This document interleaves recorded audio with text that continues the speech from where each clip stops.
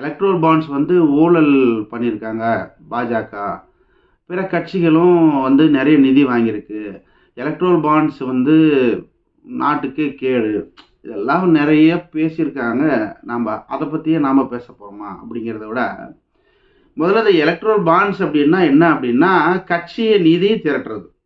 கட்சிக்கு நிதி திரட்டுறதான் இந்த எலக்ட்ரோல் பாண்ட்ஸ் அப்படிங்கிற விஷயத்த வெளியே கொண்டு வராங்க. எல்லா காலகட்டங்கள்லையும் எல்லா கட்சிகளும் நீ வந்து இதில் வந்து திமுக வந்து தவறு செய்யலை, அதிமுக தவறு செய்யலை, பிற கட்சிகள் காங்கிரஸுகள் தவறு செய்யலை, பிஜேபி மட்டும்தான் கட்சி நீதியை வந்து இந்த மாதிரி திரட்டி வச்சிருக்குது அப்படின்னு சொல்கிறதெல்லாம் வந்து ஏற்புடையதா அப்படிங்கிறதும் ஒரு கொஸ்டின் தான். அந்த கொஸ்டினுக்கான ஆன்சர் வந்து அது இல்லை. எல்லாருமே வந்து கட்சி நிதி அப்படிங்கிறது திரட்டுறாங்க. இன்னைக்கு போஸ்டரில் மட்டுமே கட்சியாக இருக்கிற நாம் தமிழர் கிட்ட கேடு அவங்க கூட திரள் நிதி அப்படின்னு ஒரு அப்ளிகேஷன் எல்லாம் ரெடி பண்ணி துளி நிதி, திறன் நிதி, ஆற்று நிதி, மயிறு நிதி, மங்காய நிதின்னு எல்லாம் வாங்கிட்டு தான் இருக்கிறாங்க. வாங்கி அவன் பிள்ளைக்கும் அவன் பொண்டாட்டிக்கும் அவனுக்கும் சொகுசா அந்த பணத்தை எப்படியெல்லாம் வந்து பயன்படுத்த முடியுமோ எல்லாம் பண்ணிட்டு தான் இருக்கிறாங்க. அப்போது ஏன் பிஜேபியை மட்டும் காரணம் பண்ணுறாங்க?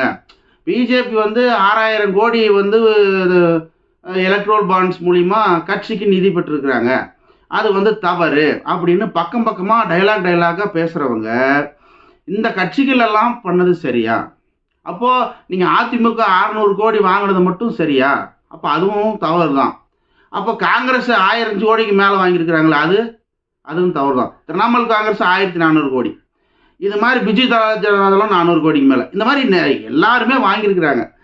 பிஜேபி மட்டுமே பிளேம் பண்ணுறாங்க. என்னமோ இவங்கெல்லாம் யோக்கியவான்கள் போல, பாஜக மட்டும்தான் தவறு செஞ்சது போலவும் சித்தரித்து பேசுகிறாங்க. நம்ம என்ன சொல்ல வரோம் அப்படின்னா, கட்சி நிதி திரட்டுறது இன்னைக்கு இல்லை, ஆண்டாண்டு காலமாக ஒரு பாலம் வந்து கட்டுறாங்க. அந்த பாலத்தோட டெண்டர் போகுதுன்னா அந்த டெண்டருக்கு எங்களுக்கு எவ்வளோ கொடுக்குறீங்க, இது வந்து எப்பயும் நடக்கிறது தான். இந்த டெண்டருக்காக நீங்கள் எவ்வளோ கொடுக்குறீங்க, கட்சிக்கு என்ன கொடுக்குறீங்க அப்படின்னு கேட்பது உண்டு. அந்த டெண்டருக்காக கட்சிக்கு ஒரு 1000 கோடி 500 கோடி ஒரு செலவு பண்ணுற ஒரு பாலம் கட்டுறான் அப்படின்னா அதில் ஒரு 10 கோடியோ 20 கோடியோ கட்சி நிதி அப்படின்னு கேஷாக கொடுப்பாங்க. இதை ஒரு சிலர் வந்து கணக்கில் காட்டுவாங்க. கருப்பு பணமாக இருக்கும், இந்த மாதிரி நிறைய இருக்கும். அதுக்கு வரி எங்கன்னாச்சு ஏதாச்சுன்னு வருமான வரி சோதனை இதெல்லாம் நடக்கும். இந்த எலக்ட்ரல் பாண்ட் விஷயத்தில் இந்த விஷயங்கள் வந்து எல்லாமே சட்ட ரீதியாக போனதுனால இன்னைக்கு வந்து 1000 கோடிக்கு மேலே வந்து ஒவ்வொரு கட்சியும் பெறுது. ஆனால் அந்த கட்சிக்கு அந்த நிதியை பற்றி நம்ம பேசவே முடியாத அளவுக்கு, அதாவது திருட்ட சட்டப்பூர்வமாக்குனது பாஜக. அது தவறானா அது கண்டிப்பாக தவறு. எலக்ட்ரோல் பாண்ட்ஸ் அப்படிங்கிற விஷயத்தை பிஜேபி கொண்டு வந்தது தான் மிகப்பெரிய தவறு. அப்போ இவங்கெல்லாம் வாங்கினது தவறு இல்லையான்னா இது ஏற்கனவே நடந்துட்டு இருந்தது தான். இது ஒன்றும் புதுசாக ஒன்றும் செய்யலை. நீங்கள் கட்சிக்கு சீட்டு வந்து ஒரு அதிமுகவிலையோ திமுகவிலையோ கூட வச்சுப்போம். நீங்கள் வந்து நேஷனல் லெவலில் பேசலனாலும் தமிழ்நாட்டு லெவலில் திமுகவில் ஒரு சீட்டு, டிஎம்கேக்கு ஒரு எம்எல்ஏ சீட்டு வாங்குகிறோம், இல்லைனா அதிமுகவில் வாங்குகிறோம், ஏதாவது ஒரு கட்சியில் வாங்குகிறோம் அப்படின்னா அவங்க முதல்ல கேட்கக்கூடிய கேள்வின்னா தொகுதிக்கு எவ்வளோ செலவு பண்ணுவேன், கட்சிக்கு எவ்வளோ நிதி கொடுப்பேன், இது ரெண்டத்தையும் நம்ம பாஸ் பண்ணாதான் அடுத்தது வந்து வந்து உன்னுடைய திட்டம் என்ன, கட்சியோட கருத்துக்கள் எப்படி இருக்குது, இதெல்லாம் கேட்பாங்க. அப்போது இந்த தொகுதிக்கு செலவு பண்ணுற காசு நீ ஜெயிக்கிறதுக்காக செலவு பண்ணுற, கட்சி வளரணும், நீ ஜெயிச்சாதான் கட்சி வளரும், எம்எல்ஏ வரும், ஓகே. அதே மாதிரி கட்சிக்கு நிதி எவ்வளோ கொடுப்பீங்க, கட்சி நிதின்னு ஒன்று இருக்குல்ல, அது எவ்வளோ கொடுப்பீங்க, அதை வந்து எப்போ கொடுப்பீங்க, இதையும் கேள்வியாக கேட்பாங்க. அப்போ இதெல்லாமே வந்து ஏற்கனவே வாங்கிட்டு இருந்தது தான், புதுசாக எதையும் வாங்கலை. ஆனால் இதெல்லாம் இல்லீகல் ஃபண்டு, கருப்பு பணம். கருப்பு பணத்தை ஒழிப்பேன் நான் வந்து கருப்பு பணமே இல்லாத நாடாக்குவேன்னு சொன்ன மோடி இன்னைக்கு கருப்பு பணத்தை ஒழிச்சாரா அப்படின்னா, இந்த கட்சி நிதி திரட்டுற கருப்பு பணத்தை எல்லாத்தையும் அவர் வந்து சட்ட ரீதியாக ஒயிட் மணியாக ஆக்கியிருக்கிறார். இதுதான் அவர் ஒழிச்சது. ஆமாம், 6000 கோடி வசூல் பண்ணது தப்பா சரியா? நீங்கள் என்ன மோடிக்கு சப்போர்ட்டாக பேசுகிறீங்க அப்படின்னு ஒரு சிலர் நீங்கள் இந்த வீடியோவை பார்க்கலாம். நான் மோடிக்கு சப்போர்ட்டாகவும் பேசலை, திமுக சப்போர்ட்டாகவும் பேசலை, காங்கிரஸுக்கு சப்போர்ட்டாகவும் பேசலை. இந்த விவகாரத்தை பொறுத்த வரைக்கும் எல்லாரும் ஒரே அளவில் பார்க்க வேண்டிய ஆட்கள் தான். 6000 கோடி வசூல் பண்ணது மோடி வசூல் பண்ணாங்க. என்னென்ன சூழல்ல வசூல் பண்ணாங்கன்னு உங்களுக்கு தெரியுமா அப்படின்னா, எல்லா சூழல்களும் எனக்கு தெரியும். ஒரு நகைக்கடையில் திருடனுக்கு திருடுவதற்கு நாமளே திட்டம் தீட்டி அதற்கான வழியை வகுத்து அவன் ஈஸியாக நகைக்கடைக்கு உள்ளே போயிட்டு திருடிட்டு வா, நீ வந்து இவ்வளோ மட்டும்தான் திருடணும், இதுக்கு மேலே திருடக்கூடாது, அதாவது டெய்லி ஒரு பவுன் தான் திருடணும், அதுக்கு மேலே திருடக்கூடாதுன்னு நீ சொன்னீன்னா உள்ளே போகிற திருடன் கரெக்டாக ஒரு பவுனை மட்டும் திருடிட்டு வருவானா? இதெல்லாம் அவனே திருடன். இப்போ அவனுக்கு வந்து சட்ட ரீதியாக ஒரு சரியான ஒரு போக்கு போட்டிருக்கிற அப்படிங்கும்போது எல்லா கட்சிகளும் எவ்வளோ நிதி திரட்ட முடியுமோ அவ்வளோ திரட்டி தான் ஆகணும். ஏன்னா அரசாங்கம் கொடுத்த சட்டம். அப்போ அதை நம்ம வந்து பயன்படுத்திக்கிறதுல தவறே கிடையாது. அப்போது இந்த காங்கிரஸ் மற்ற எல்லா கட்சிகள் வசூல் பண்ணதும் தவறு. அவங்க வந்து தவறான வழியில் வசூல் பண்ணிட்டாங்கன்னு நீ யாரு மேலேயும் குற்றச்சாட்டை வைக்க முடியாது. இன்னொன்று, இவங்க முதல்ல இருந்தே எலக்ட்ரல் பாண்ட்ஸ் வந்ததிலிருந்தே இந்த எல்லா கட்சிகளும் எலக்ட்ரல் பாண்ட்ஸ் விஷயம் ரொம்ப கேடுகட்ட விஷயம், எலக்ட்ரல் பாண்ட்ஸ் வந்து வேஸ்ட்டு, அதை கொண்டு வரக்கூடாது, அதனால் நிதிநிலை ரொம்ப பாதிக்கும், நிறைய பேர் இந்த மாதிரி தேவையில்லாத வசூல் வரும், இல்லைன்னா அது யார்கிட்ட இருந்து வருது அப்படின்றதெல்லாம் காட்டணும். ஏன்னா இதுக்கு முன்னாடி கட்சி நிதின்னு வாங்கினா அதை ஒயிட் மணியாக மாற்றணும் அப்படின்னா இவங்க கிட்ட இருந்து எனக்கு இந்த விஷயத்துக்காக இவ்வளோ பணம் வந்தது அப்படின்னு அந்த கட்சி வந்து ஆண்டாண்டு வந்து இன்கம் டேக்ஸ் ரிட்டர்ன்ஸ் ஃபைல் பண்ணும். இப்போ அதை பண்ண தேவையில்லை, காட்ட தேவையில்லை, யார்கிட்ட வந்ததுன்னு சொல்லவும் தேவையில்லைன்னு நீங்கள் ஒரு சட்டத்தை போட்டிருக்கிறீங்க. அப்படிங்கும்போது அது நம்மளுக்கு ஒரு திருட வழிவகுக்கக்கூடிய ஒரு விஷயம்தான். இப்போ கட்சி நிதி திரட்டுறதுக்காக மட்டும் எலக்ட்ரல் பாண்ட்ஸ் பண்ணி கட்சி நிதியை மட்டும் திரட்டி ஏதாவது வந்து புதுசாக கொடுக்குற செயல் திட்டங்களுக்கு ஏதாவது ஒரு ப்ரைவேட் கம்பெனிஸ்க்கு நீங்கள் கொடுத்து அது மூலிமா நீங்கள் பெற்றிருக்கிற இது எல்லாமே வந்து ஆஸ் யூஷுவல் நடக்கிற விஷயங்கள். இதெல்லாம் அப்நார்மலான விஷயங்கள் பல இருக்குது. இப்போ 2019 லாஸ்ட்டில் தொடங்கின COVID-19 இந்த கொரோனா வைரஸால் எவ்வளவோ பேர் இந்தியாவில் செத்தாங்க. ஆனால் இந்த கொரோனா வைரஸ்க்கு வந்து தடுப்பூசி கண்டுபிடிக்கல, கூடிய விரைவில் வந்துடும் அப்படின்னு அந்த ஃபஸ்ட்டு வேவ் போகிற வரைக்குமே நம்மளுக்கு யாருக்கும் தடுப்பூசி கொடுக்கல. செகண்ட் வேவில் தான் எல்லாம் தடுப்பூசி போட்டாங்க. அப்புறம் தேர்ட் வேவ்னு வர்றதுக்கு முன்னாடியே 2வது வாட்டி செகண்ட் டோஸ் போடப்பட்டுச்சு. இந்த விஷயத்துக்கும் இந்த எலக்ட்ரல் பாண்ட்ஸ் விஷயத்துக்கும் ஒரு கனெக்டிவிட்டி இருக்கா? இங்கே கோவிட்ஷீல்டு கோவேக்சின் 2 மட்டும் தான் போட்டாங்க. அப்போ இந்த கோவிட்ஷீல்டு தயாரித்த நிறுவனத்துக்கும் கோவேக்சின் தயாரித்த நிறுவனத்திலிருந்தும் மட்டும் பல கோடிகள் எலக்ட்ரல் பாண்ட்ஸ் வாங்கியிருக்கிறாங்க அந்த சமயத்தில். அப்போது அந்த எலக்ட்ரல் பாண்ட்ஸ் யாருக்கு போயிருக்கும்? காங்கிரஸுக்கு போயிருச்சுன்னு சொல்ல முடியுமா? ஏன்னா அந்த இடத்துல ஆக்டிவாக இருந்த ஒரே ஒரு கட்சி ஆளுங்கட்சி. ஏன்னா அவங்க தான் ஆக்டிவாக இருந்தாகணும், அவங்க தான் மக்களை காத்தாகணும். அப்போ அவங்களுக்கு தான் அவங்க வாங்கியிருப்பாங்களா எலக்ட்ரல் பாண்ட்ஸு? சந்தேகம் வருது இல்லை? இன்னைக்கு அது விட தெரிஞ்சிடும். இருந்தாலும் அதை வாங்கினது சாட்சாத் பிஜேபி தான். எதற்காக வாங்கினாங்க? கோவிட்ஷீல்டில் கோவிட்ஷீல்டு 2மே வந்து மக்களை காப்பாற்றுறதுக்கு ஊசி போடப்பட்டது அப்படின்லாம் சொன்னாங்க. இதில் நரேந்திர மோடி ஊசியை போட்டுக்கல, சும்மா ஊசி வச்சு எடுத்த மாதிரி நாடகம் போட்டாங்கன்னு நிறைய விஷயங்கள் நாம் பார்த்தோம்.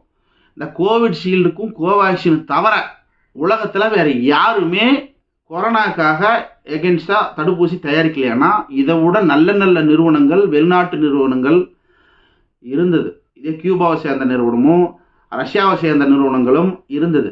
ஆனால் இவங்களுக்கெல்லாம் வந்து இந்தியாவுக்குள்ளே ஊசியை விற்பனை செய்ய அனுமதி கொடுக்கல இந்தியா.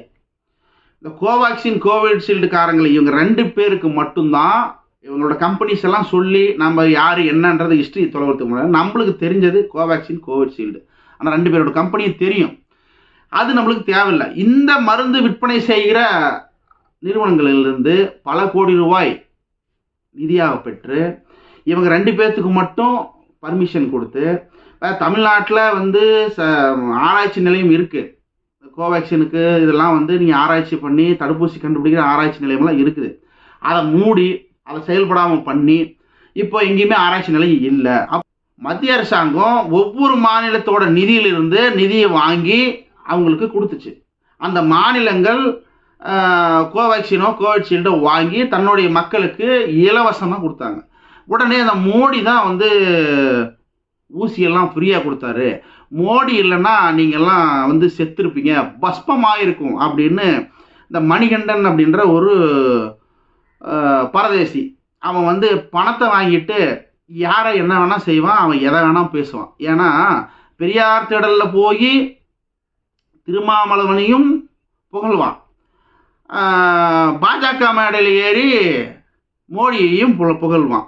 நான் இருக்கிறேன், மோடியை காக்கிறதுக்கு நான் இருக்கிறேன் அப்படின்னு இன்னைக்கு முழக்கமிட்டு இருக்கிறான் இந்த பரதேசி. இந்த மாதிரி பரதேசிகள் வந்து பணத்தை வாங்கிட்டு எதை வேணா செய்வாங்க. இவனுக்கு கொள்கைன்ற அடிப்படை இன்னுமே இல்லை. அப்படிங்கிறவங்கெல்லாம் அரசியல் கருத்துக்களையோ விமர்சனங்களையோ வைக்கிறதுக்கு தகுதியற்ற நாய்கள்.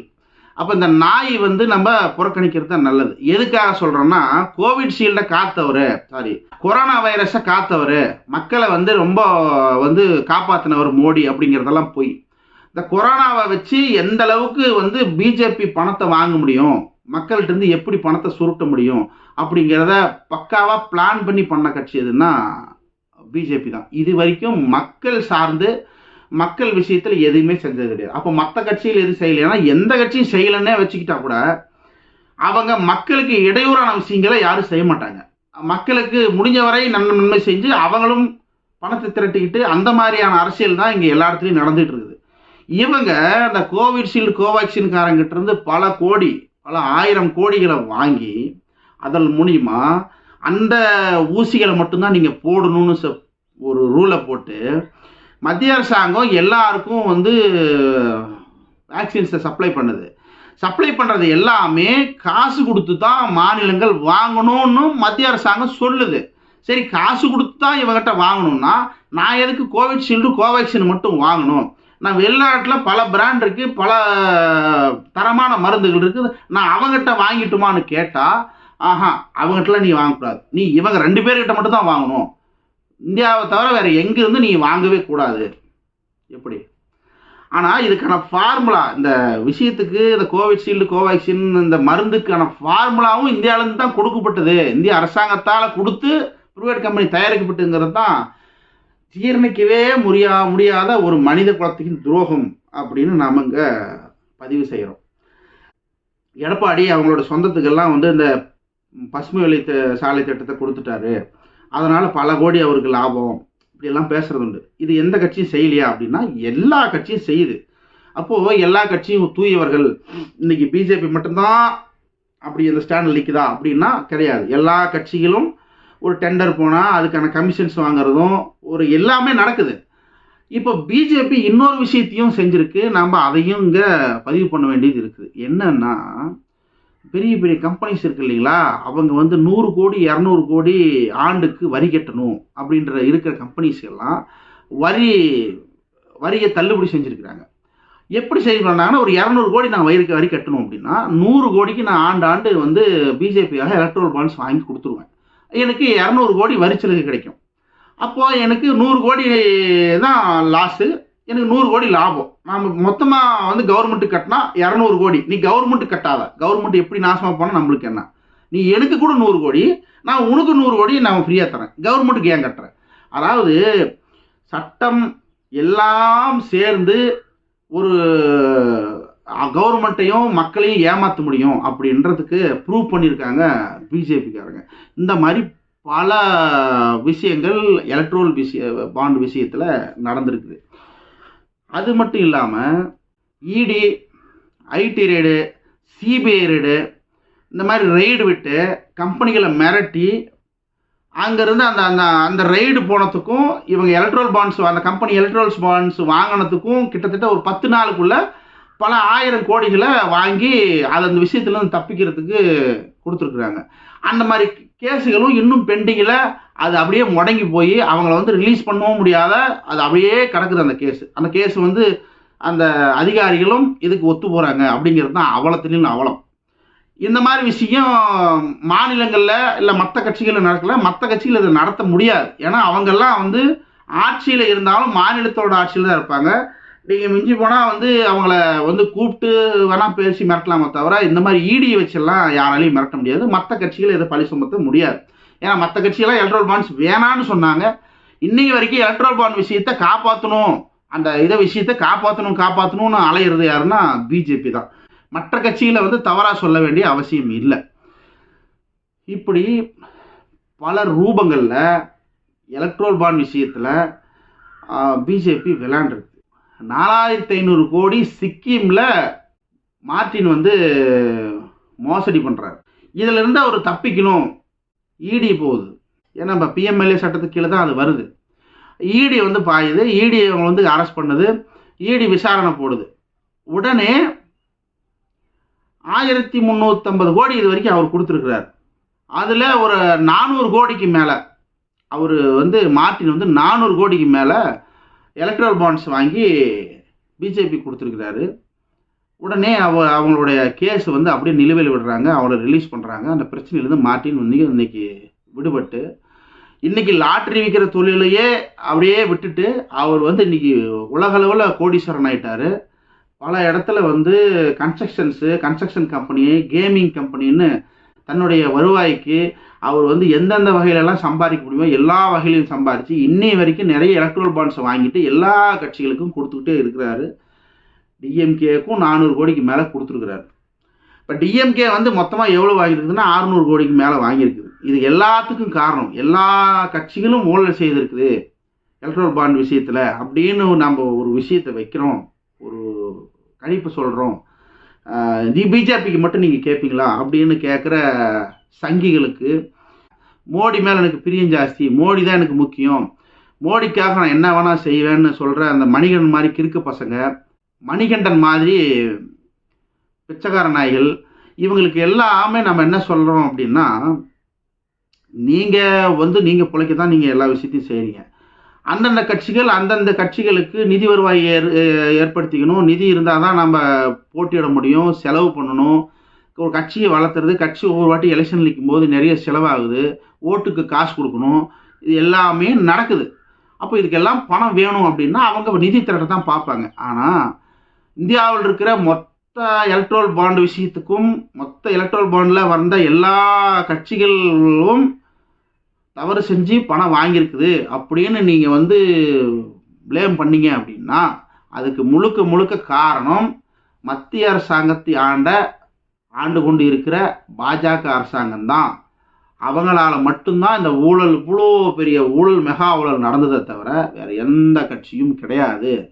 பிஜேபி மக்களுக்கான கட்சி அல்ல, மக்கள் நலன் எங்களுக்கு தேவையில்லை, எங்களுக்கு நிதி இது மட்டும்தான் முக்கியம், நாங்கள் மார்வாடிஸு, நாங்கள் வந்து பனியாஸு, நாங்கள்லாம் வந்து பணத்து மேலே தான் குறியாக இருப்போம், குஜராத்தீஸு, குஜராத் மாடல், அந்த மாதிரி இருக்கிறவனை ஓட விரட்டணும் அப்படின்னா 2024 தேர்தலில் தயவு செஞ்சு கொஞ்சம் சிந்திச்சு பார்த்து ஓட்டு போடுங்க. நீங்கள் யாருக்கோ போட்டுட்டு போங்க. அடுத்து ஒரு நல்ல பதிவுடன் சந்திக்கிறேன். நன்றி, வணக்கம்.